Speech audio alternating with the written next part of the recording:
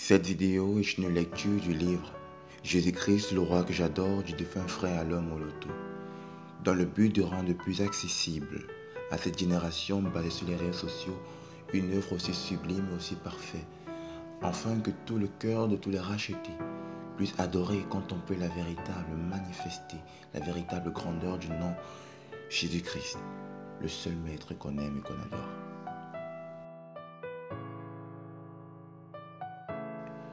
Préface. Depuis les temps anciens, Dieu a donné une mission à son peuple, un désir légitime pour lui, un ordre et un modèle de vie pour ses enfants. Exode 5, verset 2 et Luc 4, verset 10. Il a donné à certains ce don pour aider les autres à bien l'adorer. Parmi ces personnes, l'auteur de ce livre qui, par la parole et le chant, a fait de l'adoration une habitude, mieux, un style de vie. En tant que missionnaire sur la terre, il veut partager cette expérience avec ses frères dans le Seigneur et les autres qui le rejoindront plus tard. Jésus-Christ, le roi que j'adore, est un livre essentiellement tourné vers Jésus-Christ, que l'auteur présente non seulement comme la provision de Dieu pour notre culte, mais aussi comme étant le parfait consommateur de notre adoration, car il est Dieu. Sa personne et son œuvre exaltante à la croix ont inspiré ses écrits qui nous font découvrir la beauté sublime d'un roi digne d'honneur et de gloire. Connaître Christ nous dispose donc à une véritable adoration. Ce livre est un manuel d'adoration et de l'adorateur. Achetez-le pour soutenir l'œuvre de Dieu. Lisez-le et faites-le lire aussi aux autres afin que ces derniers sortent de l'ignorance. Pour ceux qui veulent mener une vie de victoire, de bonheur, procurez-vous ce livre. Que Dieu bénisse le frère Alain Moloto, Docteur Kalassi Kurissini. Dédicace à tous les amoureux de Jésus, ainsi qu'à tous ceux qui aspirent à la perfection, à tous ceux qui sont attentifs à la vie de recherche des vrais adorateurs lancés par le Père de Jésus-Christ notre Seigneur, à ma très chère épouse et à tous mes enfants chéris, à tous mes amis de Gaël, à ceux de Synade et aux édénistes répandus dans le monde, je dédie ce livre. Remerciements à toi Seigneur Jésus qui a inscrit sur la table de mon cœur ce thème glorieux qu'est ton nom puissant, qui ouvre devant nous le chemin de la gloire. Merci à toi, cher Saint-Esprit, qui m'apprend à connaître au jour le Christ ressuscité et qui a inspiré cet ouvrage. Merci à mon papa, le docteur Kalassi Kurissini Agré, pour l'attention portée sur ce travail et pour la préface de ce livre. Introduction. Le but de cette étude est d'élever nos âmes à la contemplation de la beauté de notre roi et Seigneur Jésus-Christ, par qui Dieu s'est révélé aux hommes en tant qu'adorateur. Nous voulons nous assigner un objectif qui sera pour nous la raison principale de notre existence et qui consiste essentiellement à placer la personne glorieuse de notre Seigneur Jésus-Christ au centre de nos vies. Dieu nous a donné que son Fils unique pour qu'il serve de modèle à l'humanité tout entière. Son nom seul a été cité en référence dans les Saintes Écritures et par lequel tout l'univers, visible et invisible, est soutenu. Aucun personnage dans le siècle passé, présent et à venir n'a été autant porteur d'espoir qu'il a été pour toutes les générations. Il a été au cœur du parcours de l'humanité et témoin fidèle de l'histoire des hommes. Il savait tout des hommes et pouvait tout pour leur bonheur. Accepté par les uns et rejeté par les autres, il a pourtant été l'expression vivante de l'amour de Dieu manifesté aux hommes. Il disait ce qu'il était. Et la terre n'avait jamais reçu une telle perfection car il était le messager qui annonçait le message qu'il était. Précurseur, il a ouvert le chemin qu'il était lui-même et qui mène au Père, mettant en harmonie le ciel et la terre, que pour la gloire de Dieu soit le partage des rachetés. Il siège au-dessus de toute autorité et de tout pouvoir et toute puissance, de toute domination, de tout autre nom que puisse être cité, non seulement dans le siècle présent, mais aussi dans le siècle à venir. Éphésiens 1, verset 21. Cette étude intervient dans la formation des vrais adorateurs, ceux qui n'ont que Christ comme seul fondement inébranlable et qui ont, au milieu de ce monde qui passe, une intimité à construire et une communion à entretenir avec le Prince de vie. Quelques attributs de sa grandeur paraîtront au fil de cette étude et le présentons dans l'immensité de sa majesté, selon que l'Esprit nous le révélera, dans le but de le connaître et d'apprendre à l'aimer, à obéir à sa parole pour mieux l'adorer. Que deviendraient les eaux du fleuve sur le lit que les contient et les canalise s'éparpillaient dans tous les sens. Jésus est la condition qui fait exister le culte. Il est pour nous ce que le métronome l'est pour le rythme qui active un air musical. Jésus-Christ est la provision de Dieu pour notre adoration. Il a été pour l'offrande de sa vie d'une part, le don parfait et éternel de Dieu pour le salut de l'humanité d'autre part. Le sacrifice des hommes sur la montagne de Golgotha pour assurer leur adoration à Dieu. C'est l'accomplissement de l'image que nous donne l'adorateur, l'adoration d'Abraham sur la montagne de Moria, où Dieu lui apporta ce beau bélier pour pouvoir à son adoration. En effet, pendant qu'il allait sur la montagne, Isaac, son fils, constata qu'il n'y avait pas tous les éléments nécessaires pour le sacrifice. Effectivement, à part le feu et le bois, il y avait l'absence flagrante de l'agneau. Ce qui le perturba sensiblement, car sans le sacrifice, le rituel qui faisait exister l'adoration était faussé. Isaac, qui avait acquis les réflexes des adorateurs, posa la question à son père. Où est l'agneau pour l'Holocauste? Cette préoccupation d'Isaac eut une réponse de foi de la part d'Abraham qui lui dit, « Mon fils, Dieu se pourvoira lui-même de l'agneau pour l'Holocauste. » Abraham cependant était dans le secret de Dieu et savait ce qu'il faisait. Et quand vint l'instant où il devait exécuter l'ordre de Dieu en sacrifiant son fils, après l'avoir ligoté les mains et placé sur l'autel de sacrifice, l'Éternel l'empêcha. Abraham lève les yeux derrière lui et vit un bélier retenu dans un buisson par les cornes. Il alla prendre le bélier et l'offrit en holocauste à la place de son fils. Et plus tard, dans l'espace du premier cinquantenaire de notre ère, les hommes amenèrent sur le bois, dans le feu de l'épreuve, le véritable agneau, le sacrifice au sommet d'une autre montagne, Golgotha. La parole venait de s'accomplir parfaitement et le Seigneur Jésus-Christ constitue pour l'Église la provision idéale sans laquelle l'adoration n'a pas sa raison d'être. Et puisque la deuxième dimension de l'adoration nous la définit comme une vie, nous percevons en conséquence la place importante que le Christ doit occuper en nous. Si nous voulons être des vrais adorateurs et passer sous le soleil une existence qui soit pour Dieu un parfum d'une odeur agréable, c'est ce qu'il explique le présent travail et justifie la préoccupation des vrais adorateurs amoureux de Jésus-Christ. À l'instar du bélier d'Abraham qui vint du néant à l'existence, Dieu tira son Fils Jésus-Christ de l'éternité et l'introduisit dans le temps pour être la provision perpétuelle de notre adoration. Nous devons du grand respect et de la considération pour Jésus. Habitants d'Éphèse, juifs et non-juifs, apprit ces faits. Il fut tous saisis de crainte et l'on éprouva un grand respect pour le nom du Seigneur Jésus-Christ. Acte 19, verset 17. Nous devrions, en ces heures qui précèdent l'enlèvement de l'Église, concentrer nos regards sur la source de notre bonheur qui est Jésus-Christ. Malheureusement, ce monde qui passe nous propose ces agitations. D'autres sont d'intérêt, qui répandent les gemmes de la distraction, enfin que Jésus-Christ ne soit plus qu'un simple slogan ou une formalité dans les habitudes chrétiennes. Le Seigneur a été remplacé par autre chose qui exalte un bonheur précaire qui, du reste, n'est qu'un mirage qui miroite la vanité du siècle présent. Du respect pour mon fils.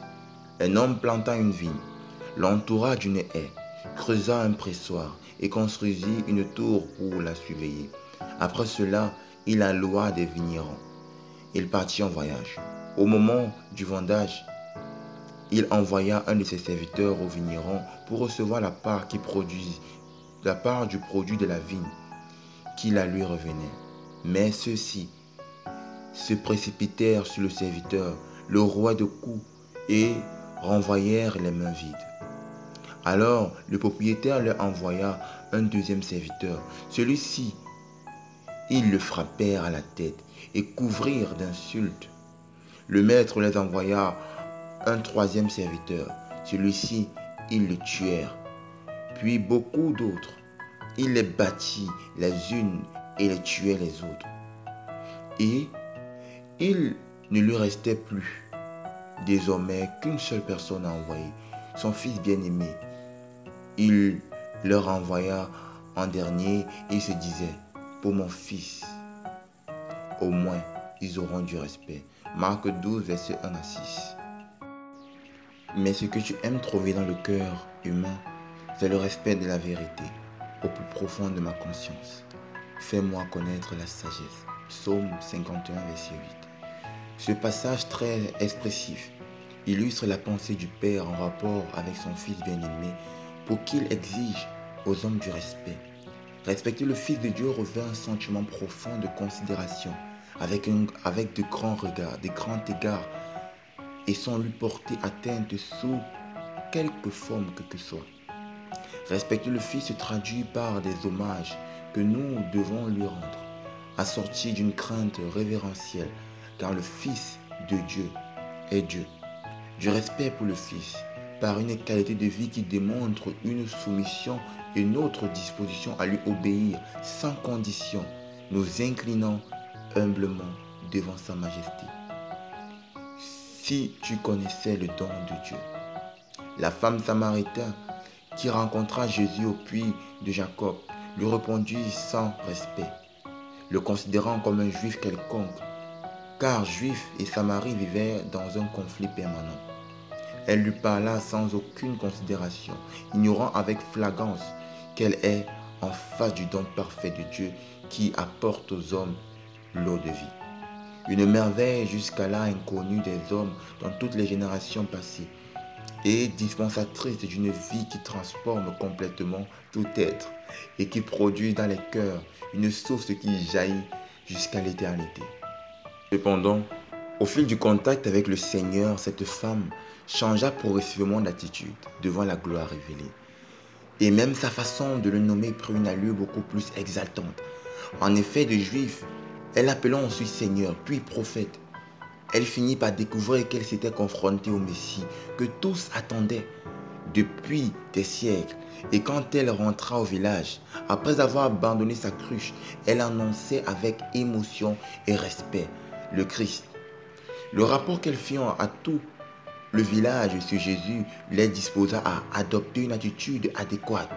Et quand il sortit, ils allèrent à la rencontre du Sauveur du monde. Jésus est digne de notre respect et cela est très déterminant pour nos rapports avec lui. Le respect naît de la communion qui tisse les liens de l'intimité. La légèreté qui peint le tableau noir de nos rapports avec le Christ résulte de l'ignorance que nous avons de sa personne. La femme samaritaine n'avait au départ aucun respect pour le Seigneur parce qu'elle ne le connaissait pas. C'est pourquoi le Seigneur lui dit, si tu connaissais le don de Dieu, si les chrétiens connaissaient le don, le connaissaient comme le Père le souhaite, l'Église placerait ses embarques au centre de ce village planétaire et déterminerait puissamment le cours des événements de ce monde. Malheureusement, la personne de Jésus, son œuvre exaltante à la croix et les intérêts du royaume de Dieu les choses d'en haut, la vie éternelle, la sanctification et la crainte liées au respect de son nom ne sont plus que des thèmes évasifs et termes qui éteignent fatalement la flamme de la communion avec le Saint-Esprit. Pourtant, la parole est formelle à ce sujet. Cherchez premièrement le royaume et la justice de Dieu, le reste vous sera donné par-dessus.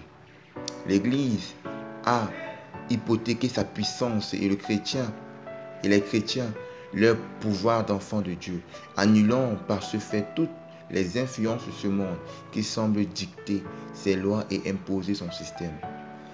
Il faut absolument que les rayons de sa gloire éclairent nos âmes et que l'élan de sa beauté illumine les yeux de nos cœurs. Jésus-Christ doit être le thème central de notre existence. Il est le sujet principal de notre louange et notre adoration. Et d'autres thèmes, la louange et l'adoration n'auront aucun impact glorieux si Jésus-Christ ne trône pas au cœur de la célébration. Il est notre raison de vivre. En effet, autant ne pas naître et ne pas exister que de vivre sans aucune harmonie avec le Christ. Il est tout ce qu'il y a de mieux et préférable à tout ce qui peut exister. Il est comme ce refrain de la gloire qui chante dans nos cœurs et qui fait résonner la divine harmonie qui nous établit dans la gloire. Il est l'excellence qui parfait le parcours des saints et qui fait rayonner le chemin des rachetés. Il est le soutien qui nous décharge des fardeaux qui alourdissent notre randonnée qui voudrait glorieuse. Il est pour nous ce qu'un rocher l'est pour l'aigle qui s'y trouve un refuge. Il est comme ce puissant soleil qui se lève au ciel de notre vie et qui reflète sur nous l'éclat de sa magnificence. Il est le don parfait de Dieu aux hommes. Il est l'intarissable source de vie qui étanche la soif de nos âmes desséchées. Le secret de ce qui suit, dans tout l'empire placé sous mon autorité, aucun doit manifester un respect absolu envers le Dieu de Daniel. Il est le Dieu vivant, celui qui subsistera à toujours. Son règne ne cessera jamais, sa souveraineté durera éternellement. Daniel 6, verset 26. Notre relation avec Christ dépend de notre existence sur la terre. Soyons donc reconnaissants, puisque nous recevons un royaume inébranlable. Manifestons cette reconnaissance en servant Dieu d'une manière qui lui soit agréable avec respect et crainte. Hébreux 12, verset 28, version la Bible en français courant. Ne croyons pas que les tourments ne viendront plus dans notre vie. Ne croyons pas non plus que le fait de devenir chrétien annule toutes nos difficultés ou arrête les tentations de l'ennemi. Cependant, notre relation avec le Seigneur Jésus nous permet de traverser les temps avec un peu plus de splendeur et de regarder l'adversité d'en haut. Elle nous offre l'opportunité de gérer avec lui tous les instants de notre existence. Nous vivons dans un monde enclin à des horreurs de toutes sortes, fragilisant même les plus forts. Un monde qui impose son rythme macabre, allant jusqu'à repousser certains parlements du monde à promulguer les lois de la mort, soumettant des populations entières à l'ignominie et à l'opprobre du péché. Notre relation avec Jésus-Christ nous tire de ce lot de désolation. Nous sanctifions pour faire la différence sous les rayons du soleil de la justice et qui éclaire nos âmes au milieu des ténèbres de ce monde. Ainsi, c'est sous les couleurs de la grâce que nos vies transformées sont peintes, permettant de vivre dans le feu de la tentation sans nous brûler et de porter sans nous lasser la croix durant tout le parcours. Notre relation avec Christ dépend également de notre éternité. Quel que soit le temps que nous pouvons passer sur la terre, nous devons nous armer de la pensée qu'un jour, la fin viendra, c'est-à-dire le moment pour nous de quitter la terre, et l'éternité qui s'ouvrira devant nous nous permettra de récolter ce que nous avons sémé dans le temps. Aujourd'hui, la grâce nous est donnée en Christ pour nous préparer au bonheur éternel. Jésus-Christ est la vie éternelle.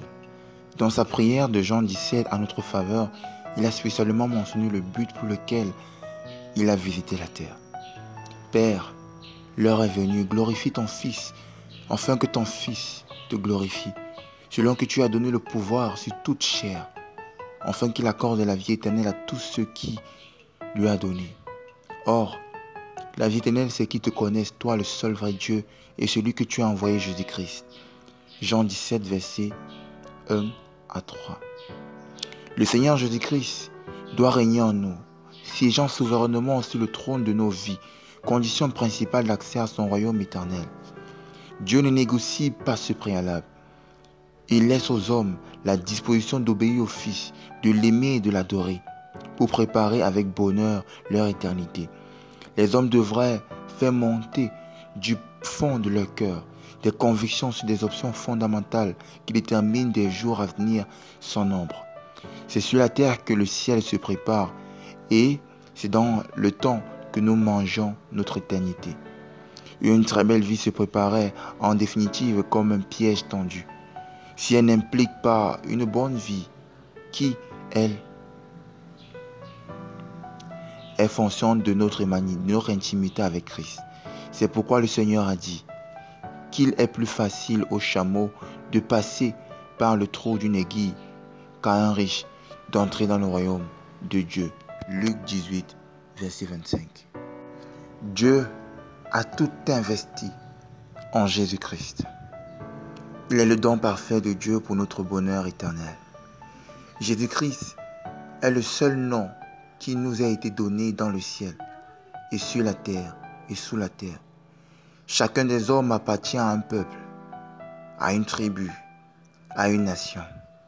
Mais Dieu a un royaume éternel dont Christ est le roi. Un puissant royaume qui met ensemble les peuples de toute origine, de toute langue, de toute race, de toute tribu. Et Jésus-Christ en est en même temps la porte de l'éclat qui le fait briller.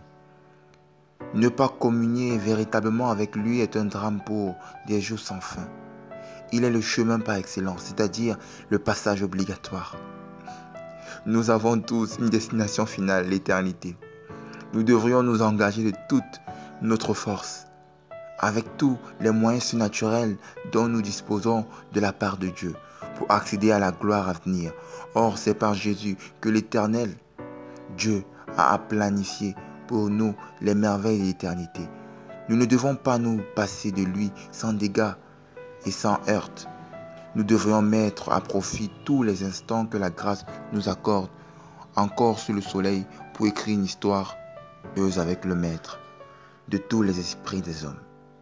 Nous devons développer une crainte révérentielle à l'endroit du Fils de Dieu et lui accorder toute notre attention, toute notre considération, tout notre amour, ainsi que toute notre considération, si nous voulons que les instants après la mort soient une véritable merveille. Dieu n'a pas laissé aux hommes plusieurs choix ou d'autres moyens de compensation pour accéder à la vie éternelle. En dehors de Christ, il n'y a donc aucun moyen dans les dispositions que Dieu a prévues en cette matière. Seul Christ suffit et rien ni personne ne peut être palliatif. Jésus-Christ est comme l'art du temps de la fin qui prend son bord. Tous les rachetés pour le grand départ. Ceux qui ne trouvent pas leur compte resteront dehors avec des grincements de dents. Ce que nous devions comprendre, c'est que Dieu n'a pas prévu que le monde actuel, dans sa configuration présente, soit notre destination finale. Le plan de Dieu a réservé aux hommes une cité céleste où tout le monde, en principe, devrait avoir une place dans sa gloire. C'est ce qui a été établi par son amour infini, sa grâce incomparable. Car nous devons, par de demeure éternelle sur la terre. Car nous n'avons pas de demeure éternelle sur la terre. Si donc cette préoccupation résonne avec force dans nos cœurs, Christ doit trôner dans nos pensées et conditionner toute notre vie. Dieu a prévu que ce soit par le Fils de son amour que l'accès à la gloire à venir s'accomplisse. Il est donc ce précieux trésor qui nous fait procurer les merveilles de l'éternité. Il est donc ce précieux trésor qui nous fait procurer les merveilles de l'éternité. Un bonheur que le langage des hommes ne saurait jamais si bien décrire. Un bonheur que le langage des hommes ne saurait jamais si bien décrire. Jésus est la porte où passent les brebis. Jean 10, verset 7. Il est aussi la porte des cieux. Il a souverainement déclaré à Nathanaël en disant « en vérité, je vous le dis, vous verrez désormais le ciel ouvert, les anges de Dieu monter et descendre sur le Fils de l'homme. » Jean 1, verset 51. C'est donc par lui que nous avons accès au divin. En effet, il n'y a pas fermé le ciel quand il est rentré dans la gloire. Il dispose du trône en notre faveur pour les réalités de Dieu soient notre partage. Ô Seigneur, tu es le parfait bonheur qu'il nous faut, la sublime rosée qui descend du ciel pour rafraîchir nos âmes assoiffées et pour combler le vide de nos cœurs. Tu es le repère idéal et le repos de nos âmes, car par ta grâce, nous avons été tirés de la flamme. C'est par toi que Dieu fait tout exister. C'est également à toi que tout revient. Tout ce qui vit te doit tout, car tu es l'incontournable source de vie. Je prie Dieu que Dieu suscite à travers cette lecture du livre Jésus-Christ, le roi que j'adore, des grands adorateurs, des contemplateurs de l'œuvre ô combien sublime de l'œuvre de la croix, des personnes qui ont décidé de mettre leur vie de côté pour célébrer, selon l'immensité de sa grandeur, le grand roi Jésus-Christ, et qui vont offrir de tout leur cœur leur vie en forme de don à l'Éternel, en forme de don pour l'adorer et célébrer, exalter son nom Jésus-Christ, le roi que nous adorons et que nous aimons.